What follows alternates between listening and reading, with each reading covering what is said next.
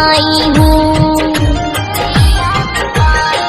कुहू के कोयल मीठी वाणी ये प्यार ला गया।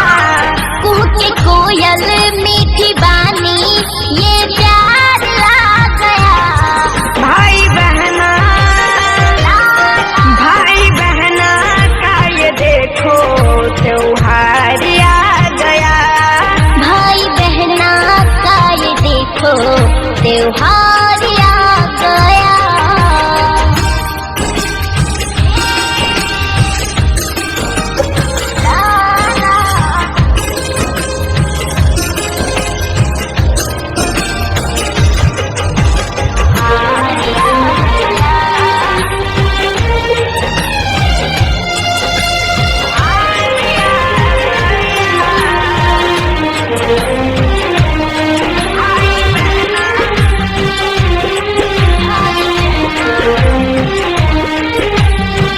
दुनिया का हर खुशी में तुझको दिलाऊंगा।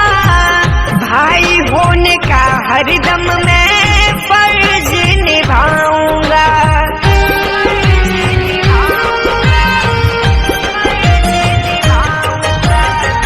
कुछ ना कमी है भैया तू जो मेरे साथ हो। हर जन्म में तुझको पाऊं खाली ना ये हाथ हो। क्या बताएं तेरी बातें हर बार भा गया।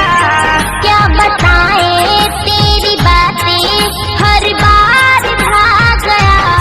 भाई बहना का ये देखो त्योहार आ गया।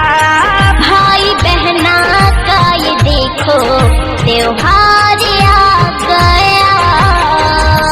भाई बहना